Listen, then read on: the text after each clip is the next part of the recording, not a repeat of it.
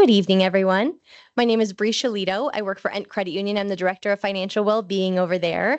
This is our 11th year partnering on this series with the Pikes Peak Area Agency on Aging here. So very excited to continue that partnership and bring education. Ent is Colorado's largest credit union. We serve across the Front Range of Colorado. Next location is all the way in Alamosa to the south, and then we're pretty much right up to the border of Wyoming to the north. So excited to serve over 550,000 members across Colorado. But just very excited to talk about Medicare this evening. It's a very interesting topic, and so glad we have our expert here. I'd like to introduce Melissa Martz from PPACG to introduce our speaker. Thank you. Thank you, Bree. So I'm Melissa Martz. I'm the Program Development Administrator for the Pikes Peak Area Agency on Aging, and happy to co-host this yet again with Ent. This is a great partnership and a great opportunity for us to get information out to people in the community, both in the room and online. So welcome, everyone. And I would like to introduce one of our staff here at our agency. She is our State Health Insurance Program Coordinator. So the SHIP program, sometimes people will hear that term out in the community, the State Health Insurance Program Coordinator. This is Katie Ostini. So she is with us, and in addition to her SHIP coordination, she also coordinates our Senior Medicare Patrol, which is an opportunity to raise awareness and hopefully stop scams and fraud with Medicare and Medicaid. And she also is the Medicare Improvements for Patients and Providers Act coordinator, so MIPA. So she actually has three very unique roles here with our organization. So Katie and her program, we actually serve 9 counties in Colorado, so not just here in El Paso County, but actually 9 other counties in the state. And we offer services, we offer presentations, training, community outreach, and Katie herself actually does a really great job filing appeals. That's a job that she had in the past, so she's very familiar with doing that, and also making referrals to community organizations and getting people the services that they need. So welcome, Katie. We're glad you're here with us today. Thanks for having me. So nice to meet everybody. This is my first presentation as I just came onto the agency just shy of 2 months ago. So bear with me as we go through this process. But if you have any questions, we'll have time for that as well. So today's presentation is really just to discuss how to be eligible and who's eligible for Medicare, and then parts A and B. So we'll go ahead and get started on that.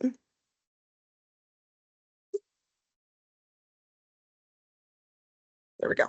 So this just discusses who we are. So the mission of the Pikes Peak Area Agency on Aging is to help older area residents remain in their homes by removing barriers to independent living. So we assist with the coordination and development of a comprehensive system of services for older adults in El Paso, Park, and Teller counties. Melissa mentioned the 9 counties. So those are our main 3 counties that we do in-person outreach and educational opportunities, but we also have 6 other counties that we do education and outreach kind of virtually. So that goes into Chaffee, Custer County, Los Animas, Huerfano, and those counties that are a little bit further out. So this just talks about our program a little bit. So we provide free, unbiased, one-on-one counseling services to Medicare beneficiaries, their families, and caregivers. Kind of insurance companies, so we're not pushing any one of the Medicare Advantage plan. Just provide and decision possible. Do counseling, and then when we go deeper into it, Advantage are optional, of course, as well as Part D plans, which discuss drug. We also go over insurance plans for retirees because a lot of people are dual eligible. So a lot of people will have coverage through their work as well as TRICARE for life. There's a federal health benefits plan that people will also have. So Medicaid as well. I come from the Medicaid world. I worked at DHS for 3 years doing Medicaid and Medicare savings. So there is a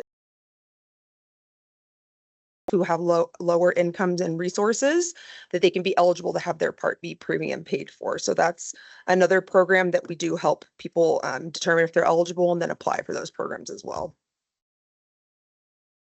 So it has three parts. Insurance, so the one I was talking about, that original, really those two programs. Part D is an optional supplemental plan if you want to look at additional plans if you have a lot of prescriptions that you want to make sure you have coverage for. And then Part C is really if you want to go into a Medicare Advantage plan. So that's again an optional thing that you don't have to do, but it's for people that maybe have more complex health situations or things like that, and they need more coverage. That's another option that we go over as well. And those plans change every year. So who runs Medicare? So as everybody knows, we're going through that government shutdown right now. So there are some Social Security benefits and services that are going to not be available for a little while until that gets figured out. But they are remaining open for the majority of things. You can still apply for Medicare and you can still walk in, but they do have limited services right now until that gets resolved. But they also replace Medicare cards and they do have toll-free customer service. There is a local office that's open from 7 a.m. to 7 p.m. or 9 a.m. to 4 p.m. is the local office that's just up here on Pikes Peak. The customer service phone line is 7 a.m. to 7 p.m. And then the Center for Medicare and Medicaid Services, CMS, administers the program, processes claims, and determines benefits. They also are who we will submit if there's ever an appeal that needs to be submitted or a request for reconsideration that needs to be completed. That's the paperwork comes from them, and then we can submit it to them as well. And that's something we also can help with if that situation ever happens for you, which hopefully it does not. So Medicare eligibility, individuals 65 and over or individuals with certain disabilities can qualify when they're under 65. If you're already receiving Social Security or railroad retirement benefits, then you're eligible as well. U.S. citizens, individuals who are lawfully admitted for permanent residence. That means that they have a lawful permanent resident card, also known as a green card, and have been residing in the United States for the last 5 consecutive years. That's also called the 5-year bar. You'll also hear it called that. Can also be eligible for Medicare as well. Individuals that hitchhike on their spouse's work record. So if they don't have enough work quarters, if you yourself don't, but your spouse does, you can also become eligible for Medicare. Individuals with end-stage renal disease with a kidney transplant or receiving dialysis regularly for the last 3 months. That's another, that's a qualifying disability that you can be under 65 and still get Medicare. Same with ALS, if you've been diagnosed for at least 6 months. And then anyone who's disabled receiving Social Security benefits for the last 24 months will be automatically enrolled in Medicare. When to enroll in Medicare. So you don't have to be retired. Like I was mentioning earlier, a lot of people are dual eligible, and so will have 2 coverages at the same time. Their employer coverage, sometimes people will have employer coverage through their spouse as well, who's still working. So your initial enrollment period for Medicare is 7 months long. It starts the first 3 months prior to your 65th birthday, and it includes the month that you turn 65, as well as 3 months after. So that's the initial enrollment period where you're not going to have a penalty or anything like that for not enrolling in Medicare. There are other times you may enroll, but you may incur a penalty. So for Part A, most people get it for free, but there is a time where if you make over, I think for this year, it's over $106,000 a year as an individual, then you may have to pay for Part A. And if you don't sign up when you're initially eligible for Part A, you may incur a penalty. That's for individuals who do have to pay out of pocket for that premium. But we kind of go over that a little bit more further on in the presentation.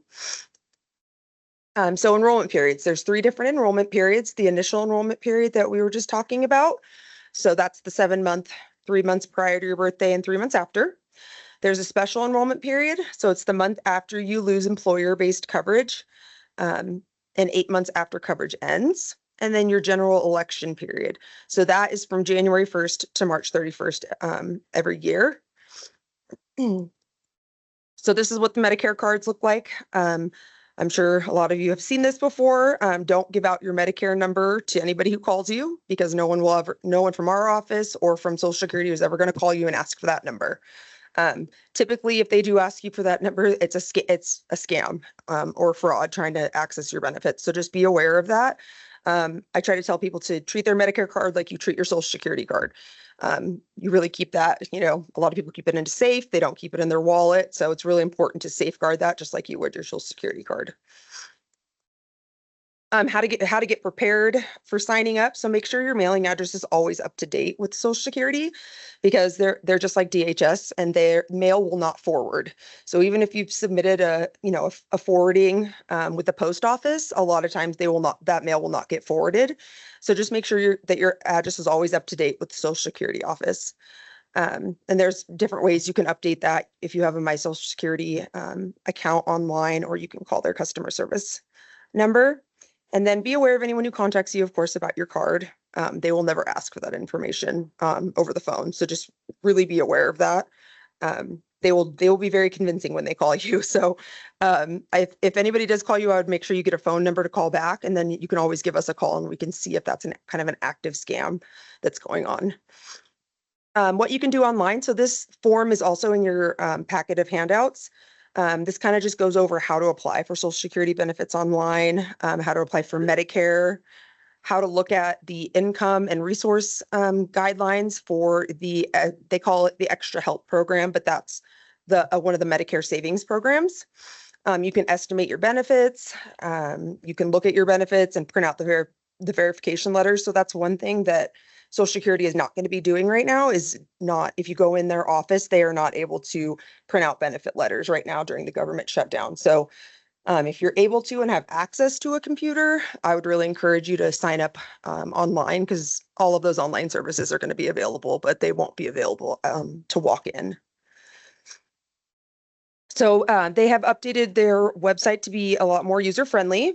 This is also a printout that is in your packet, and it's about a Medicare plan finder. So we help a lot of people sign up on the Medicare.gov website to do this, but the Medicare plan finder is really helpful because it allows you to put in all your prescriptions that you're taking, and then it will pop out which Part D plans will meet your needs. The last thing you want to do is get stuck in a plan that doesn't cover your prescriptions, and then you're stuck paying out of pocket for a prescription. So this is really helpful when you're looking at plan options, especially if you have kind of some complex medical needs and prescriptions. We really encourage people to sign up to use that. If you sign up for an online account prior to using it, instead of just using their demo, then it will save all your prescription information in there for the next year, and you don't have to re-enter it each time. So it's really helpful if you create an actual account. This also talks about open enrollment. Open enrollment is the same every year. It's always October 15th to December 7th. So open enrollment is when you can sign up, you can make changes to your plan, and that's when the new plans for the next year will come out. They have not been released yet, but they should be before open enrollment starts in a couple weeks. So that will give us the updated prescription coverage plans, if there's premium changes, things like that. We're hoping that there won't be too big of premium changes from last year, but we don't have that information available quite yet. So I don't want to make any promises on that. But so Medicare Part A, this is the hospital insurance. This is part of Original Medicare, will be Part A. And this just kind of goes over, do you need to sign up? So things that you should consider would be if you'll automatically be enrolled in Part A if you get Social Security or Railroad Retirement benefit income. And it's if you or your spouse are working and covered by an employer plan, then you might be able to delay enrollment. But there might be a penalty if you delay, like we talked about. If you earn that over that $106,000 a year as a single individual, then you would have to pay for your Part A, and there is a penalty if you delay that enrollment. So most people receive Part A for free, and so if you've only had 30 to 39 working quarters or 7.5 to 10 years, then your premium is $285 a month. And those with less than 30 working quarters pay the premium of $518 a month. So that's if you haven't worked those quarters or have a spouse that has worked those quarters to be able to kind of piggyback on. And the working quarters are determined by the Social Security office. So this kind of will go over the coverage for Part A. So this goes over inpatient hospital stay. So for 2025, because the 2026 numbers have not come out yet, there is a deductible for each period. And then it goes over your copay will be 0 for days 1 through 60. And then the co-insurance per day goes up the longer you're in the hospital. So this is just if you have, if you just get the original Medicare Part A and B and you don't have a supplemental plan. Psychiatric hospital has a lifetime maximum stay of 190 days. And then a skilled nursing facility is for 60 days. So not covered services, a private room, unless it's determined as medically necessary and doctor ordered. The first 3 pints of blood, private duty nurses or sitters, self-administered medications, a television or phone in your room. If there's a separate charge for these items, oftentimes hospitals, that's just included in your room. And then personal care items like slippers or socks. So those are not covered items unless it's doctor ordered as medically necessary. Skilled nursing facility. So these are the costs associated with a skilled nursing facility. So the first 1 through 20 days of each benefit period, it's 100% covered. Benefits may be different though if you have an Advantage plan. Days 21 through 100 of each benefit period, Medicaid pays or Medicare pays all covered services except a co-insurance rate of $209 per day. And then beginning day 101, patient pays all costs. So this is when, if you're thinking this might be something that happens down the line, that's when an Advantage plan kind of comes into play because they cover a lot more and you have to pay much less if you have an Advantage plan. So home health care and hospice requires a doctor to certify eligibility. The deductibles do not apply. 100% of home health care services is covered.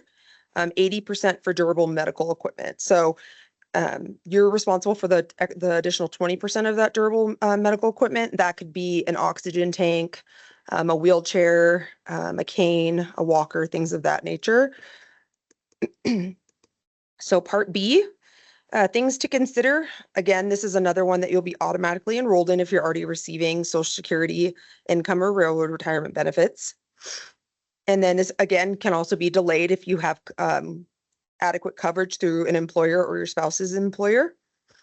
And most people pay a premium. So most people will pay the Part B premium amount unless you qualify for the Medicare Savings Program that income and resource that I talked about earlier. And the monthly premium right now for this year is $185. Sometimes you must have Part B if you want to sign up for a Medigap or want to join an Advantage plan, or you're eligible for TRICARE. So TRICARE is another one that we see a lot of people who are dual eligible. With veterans benefits, which would be TRICARE for life, it's optional, and you will pay a penalty if you don't sign up during your initial enrollment period. And then if you're still working and have group coverage, you may want to delay Part B, and there won't be a penalty until you no longer are employed. You have the month after when you need to look into signing up for Part B. And then the general enrollment period is January 1st through March 31st, and coverage starts the first day of the following month that you sign up. And Part B, how much does it cost? We just talked about the $185 for 2025. It usually goes up with about the same amount that COLA goes up. So every year, in January, cost of living increase. So it's typically about the same, typically. And most people have that as an automatic deduction from their Social Security benefits. So they don't even have to worry about making sure that premium gets paid. It's just automatically taken out of their monthly Social Security amount. But it can be billed directly. If you are not receiving one of those incomes, you'll get a bill every month. The late enrollment penalty. So if you do end up with a penalty because you didn't meet one of those other criteria that we talked about, then the penalty is 10% per year times the number of years added to your monthly premium. So it's really important that you make sure that you're not going to incur a penalty and you make sure you sign up on time. And Part B premiums are means tested on an annual basis. Oops, sorry. So out-of-pocket costs for 2025, the $257 annual deductible for 2025. So after that's met, Medicare pays 80% of all approved amounts for most Part B services as long as they're deemed medically necessary, and the beneficiary pays the remaining 20%. The income-related monthly adjustment amount, that was what I was talking about with the $106,000 a year. So it's based on your previous 2 years tax, the 2-year tax return. So right now we'd be working on 2023. And this is the amount of how much it would be as an individual or as if you're married, filing jointly. So this kind of gives you an idea of how much, based on how much you earn, if you would have a part that increased amount. So Part B medical insurance. This is going to be going to the doctor, labs, x-rays, anesthesia, ambulance, annual flu shots, physical therapy, durable medical equipment, and other services as long as it's deemed medically necessary. Non-covered services are routine physicals, routine foot care, hearing aids, routine eye exams, glasses, dental care, cosmetic surgery, and massage therapy. So preventative services, there is I was going to bring the example I have from last year of the 2025, it's called Medicare and You. So it's a book that you'll get as soon as you sign up for Medicare, you'll get it in the mail. They just came out with 2026 version, but only electronically. So we haven't received a physical copy yet, but you automatically get that from them. They send that right to you. And that's kind of your Bible. It'll have all the information that you need in it. And the blue symbols will be listed next to the items that are considered preventative care. But that's like diabetes screenings. If you need a colonoscopy, things like that are considered preventative. So the Medicare Savings Program, also called MSP. So this is what I did at DHS, which can help cover your Medicare Part B premium. It can also help with co-insurance amounts. There's different tiers based on your income level. So some people will, it's called extra help. And so that's getting extra help with prescriptions specifically. And so you have to apply through the county DHS office, but we can also help with those applications here and submit them on your behalf. But you have to meet the income and resource guidelines. And so, oops, this is kind of small, but this goes over each tier. So qualified Medicare beneficiary, that's the top tier of how much is going to be covered. But the income limit for a single household is $1,325 and $1,783 for a couple.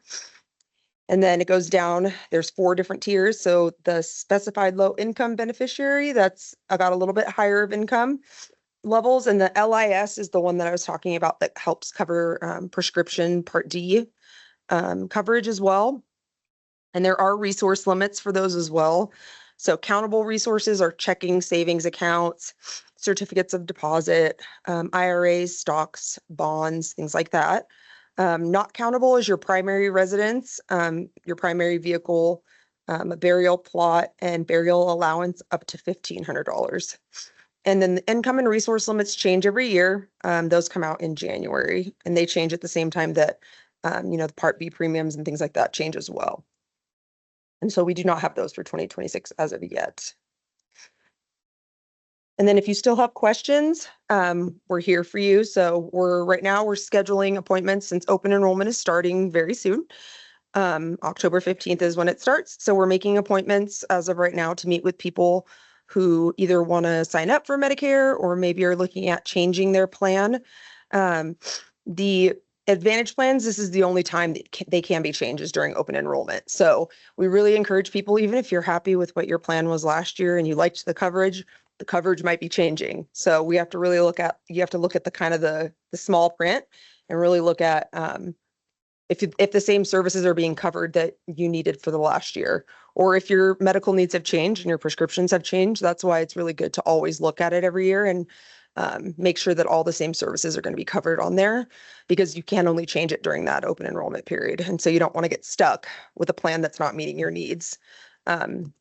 So we're here for you to be able to provide that counseling. There's myself and there's 2 other individuals who are trained. And so we can all provide the unbiased counseling on, whatever your needs are and kind of help you look into those plans. And we just want to make sure that people get all the information that is available to us so you guys can make the most informed decision as well. So this was the SMP program that Melissa was talking about earlier. So this is a really important program because there's a lot of scams that are going around. And there's also sometimes there's unintentional things. So we always encourage people to look at their explanation of benefits that will come once you do have Medicare. That explanation of benefits will come in the mail once a month. Sometimes people don't bother to look at it because they didn't have to pay for something. It says it's not a bill because it's not, but you want to just make sure that you're looking at it and seeing and making sure that everything that was billed to Medicare by your physicians, you actually received that service. Because sometimes unintentionally doctors will bill for the wrong service. Or sometimes, like we see in the news, sometimes there's things going on with doctors' offices that are intentional. And so we just want to make sure we catch those things. So if you ever receive an explanation of your benefits in the mail and it has something on there that some kind of a service or procedure that you did not have, we always encourage people to call the doctor's office first, because sometimes that could be, an unintentional billing error and they'll fix it and move on. But if for some reason that, calling the doctor's office does not fix that problem, you can always call us and we can report that. And when we report that, then it gets investigated by OIG so they can look into it further and see if there's a trend happening maybe with this doctor's office or what's going on with that.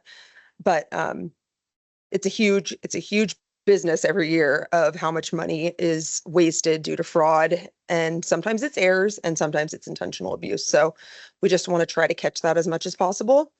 SMP just came out with an app as well, and I downloaded it just to see if it was user friendly and helpful. But that also will alert you to the most recent scams and trends that are going around.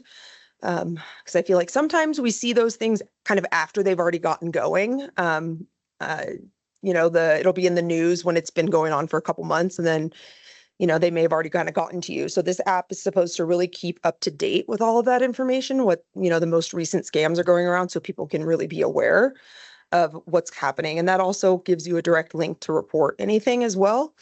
So I just want to make sure that we talk about that because that's brand new and that just came out in June, I believe, that app. And then this talks about, this is another handout that you guys have in your packets as well. If you want to make a difference in your community. So we are always looking for volunteers who want to help pass out information at health fairs, recruit volunteers. So that this is always something that we're looking for SHIP as well as the SMP program. If anybody is interested in volunteering, then you can see me afterwards and we can kind of talk about that and what that looks like. And then I kind of talked fast, I guess, but if anybody has questions about anything, hopefully I can provide the answers for you. Oh yeah, of course. Yeah. Okay. Yeah. Oh, the microphones. Oh, yeah.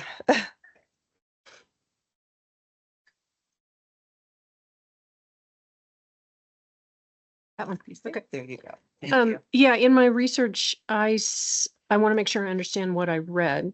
Okay. If you choose to go with the original Medicare A and B, Mhm. I've been reading there's a 63-day timeline to get some form of equivalent prescription coverage, or you'll pay a penalty. I've seen that in a couple of different places. I wanna make sure- 63-day. I can look into that. I have not seen that, Yeah, but I I've can seen look it at that. Do you have insurance through like a separate insurance through work or anything? Okay, so then it would just be, so I can look into that and see that. I haven't seen that in the presentations that I've Yeah. gone through, but there's also another, this is one of 4 series and we go over part D in another series because that's, Okay. it's like it can be a whole other hour. Yeah, because Yeah. what I couldn't determine is whether you would only get that penalty once you did choose to do some form of prescription. Right. If it was an immediate penalty on top of your Part B premiums or something. So that one was one of my I did questions. print out a little bit on penalties. And so this one does say that generally you won't have to pay a Part D penalty if you have creditable drug coverage. That's just it. But you- if right. you have it. Right. Yeah. And so if you do, and if you qualify for extra help, so that's the MSP program I was talking Right. about. So you wouldn't incur one, but it says you'll pay an extra 1% each month if you don't join a drug plan when you first get Medicare. Right. or go 63 or more days if you don't have creditable drug coverage through another entity. Yeah, that's exactly what I'm Yeah. asking. So if that penalty, is that then on your Part B, or is that on a Part D once you do choose? That's to- on a Part D. If you go 63 days or more, Right. then it would. So you have 63 days to look at those, but those are also, that's something that we can also go over. They release new ones every year. Right. And so those new plans have not been released for the new year yet. We still got 2 weeks. So, hoping they come out before then. But, yeah, and that's where that plan finder comes into play also, because then you can put in all your prescriptions, anything you take, and then it can kind of tell you which ones and it also will tell you which ones in our area. So obviously we're a bigger area, of course, Right. but there's a lot of counties that are, much more rural that don't have all the different options, and they're much more limited. Yeah. So that's the nice thing, is it kind of geographically tells you what's available, and then based on your needs. Right. So yeah, if you don't have creditable drug coverage from, if your spouse Somewhere. isn't working or you're not still working or something like that, and you don't qualify for extra help, then Then there is a penalty. Okay. Mhm. And then my second question, and it's more specific to me, so I don't want to take other people's time, but I'll ask anyway. I turned 65 in December. Okay. So obviously I need coverage for December, and then we start a new year. Yeah.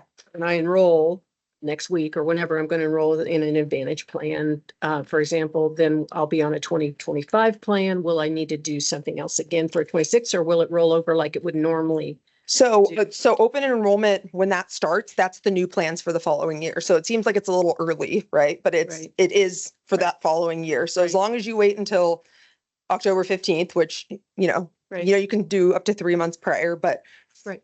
for your situation, it makes more sense to wait until those new plans come out so that you're picking the correct plan going forward and not one that's going to change. But I have to have coverage in December. Right. And so that one would start if you came in October, those new plans are out, and then it starts after that. So you would have the correct, and it wouldn't change. Okay. So I'd be in essence getting a 2026 plan Right. in December of 2025. Correct. Yep. Perfect. Thank you. Sorry, I'm trying to That's say okay. that It's eloquently, but confusing. yes. Thank you. Yes. And Katie, we do have a question online. Dan has his hand raised. Dan, you should be able to unmute and ask a question. Okay, thank you. For people with an HSA, how many months prior to starting Medicare are you supposed to stop contributing to your HSA? That is one I'd have to look into, because I'm not quite sure about the HSA. I would have to look into that. Okay. Okay. Okay. To be determined. We will get back to you on that. Yeah, of course. I've already signed up for Medicare, Okay. and I start getting Social Security the end of this month. And so Medicare actually started in August. And so Medicare had me pay 4 months worth of premiums. And then when I got my Social Security form, they said they were going to take 2 payments in October, 2, and then 1 in November. So I'm covered through Right. the end of November. Mhm. So then I called Medicare and I said, so I've been double billed. Yeah. And is there some way that I can get a refund? And I was told you have to wait 6 months to ask for a refund.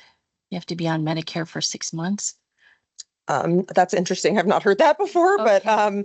I do know that when you're not having your Part B automatically taken from Social Security, they bill you on a quarterly basis. So that could have been why it was billed those 4 months initially, but I don't see why you would have to. I'm not sure why you'd have to wait that long to be reimbursed, but that can be something that I look into as well and see if that's. I mean, it should be accurate because you got it straight from them, but it seems, that would be hard for a lot of people to pay that much upfront. Right. Yeah. Well, and because I am having it taken out of my Social Right. Security, are they gonna bill me again for another quarter?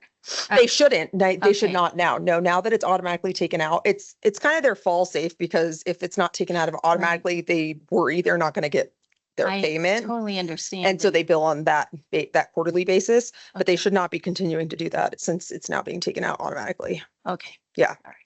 Thanks. But that's frustrating to have to wait 6 months. That doesn't sound, that doesn't sound, but I would put that in your calendar to make sure that you remember to do that once that's the 6-month mark, because that's, I'm not even sure how to go about it, but I guess I just call them and I'm sure there's some paperwork That- on getting reimbursed, but I'm sure it's online. right. But right. yeah, I would say that I would call that same number back that you called the first time. All righty. Yeah. Were you able to? Okay, perfect. Okay, you ready now? Yeah. So this is Melissa again. So we do have a couple of other ship staff here in our offices, but Katie is our newest ship manager. So we're happy to have Katie here.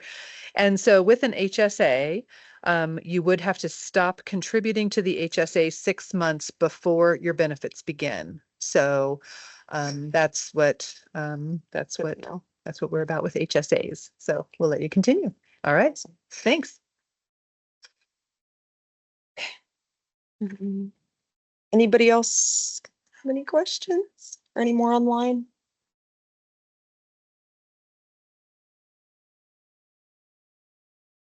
We do have one who just popped in online. So Chris, I'm unmuting your microphone right now, but you are able to unmute right now and ask your question. All right, thank you very much. I just, I'm calling in virtually. I'm just wondering if that packet that was available for everybody in person would be made available electronically and sent out to those online here. Yeah, yes. So do we have email addresses for everybody that signed up online? Is that like a We'll just coordinate afterwards and get those perfect? posted. Okay, awesome. Yes, we will make sure that gets sent out to everybody online. Of All right, thank you very much. course.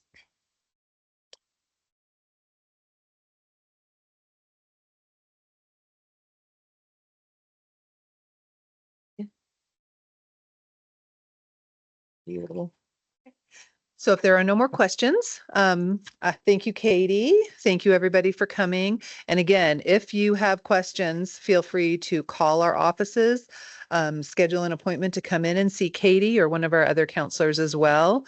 And we are here to answer questions that come up after you leave here today. We're always here. I do want to remind everyone that this is the second to the last of our classes with the Retirement Reimagined with ENT. And so next week we have our final class, which is kind of Retirement Reimagined, and it's about staying connected. And we actually have our presenter in the room with us today. So Regina here is actually going to be back next week, and she'll be presenting on kind of staying connected in retirement and what that looks like. And we'll also love hearing from other folks on how you're staying connected or ideas on how to make that happen. So with that, I'm going to close out our Medicare 101, and thank you, everyone, and see you next week.